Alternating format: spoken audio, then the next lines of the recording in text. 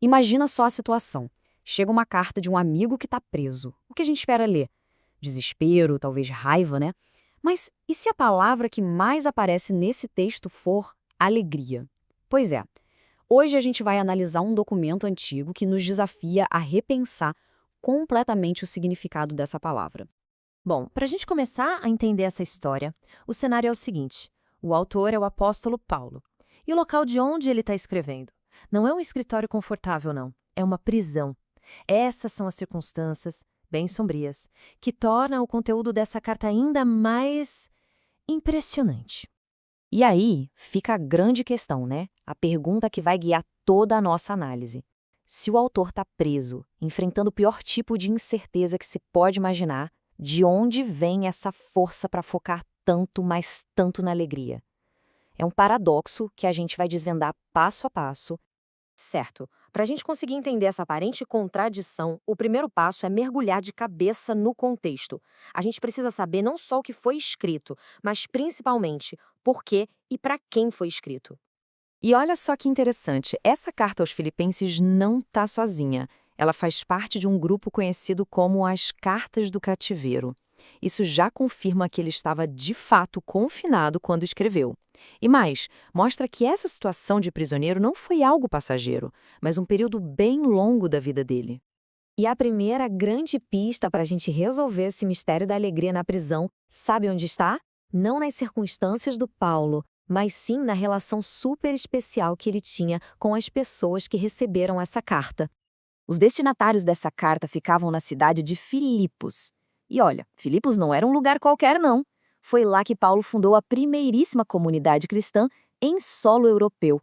Pensa na importância disso, um verdadeiro marco histórico. E o começo dessa comunidade foi tudo menos comum. A história da fundação parece até roteiro de filme, sério, tem de tudo. A conversão de uma empresária rica e influente, a libertação de uma jovem escravizada e, numa reviravolta inacreditável, a conversão do próprio carcereiro que o mantinha preso. Com um começo desses, dá para imaginar que a conexão que nasceu ali foi super profunda, super pessoal. A relação é descrita como muito cordial, mas essa palavra nem faz jus, sabe? Era muito mais que isso. Não era uma carta formal de um líder para seguidores. Era uma troca de afeto genuíno entre amigos que sentiam falta um do outro.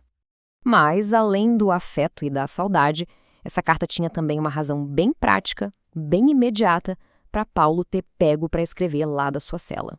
E a peça-chave aqui é um cara chamado Epafrodito. Pensa na coragem desse homem. Ele foi o mensageiro que encarou uma viagem perigosa de Filipos até a prisão de Paulo. Ele não foi só levar notícias, ele foi entregar um presente da comunidade. Ele era a ponte viva entre Paulo e seus amigos. Então a carta tinha esse duplo propósito. Por um lado, era bem prática, agradecer a ajuda financeira que eles mandaram.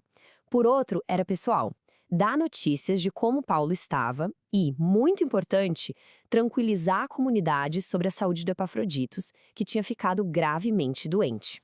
E a maior prova disso está nas palavras do próprio Paulo na carta. Ele escreve: recebi tudo e tenho abundância.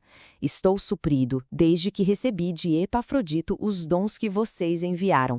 Fica muito claro aqui que ele valorizava não só o apoio material, mas o gesto de amizade por trás de tudo.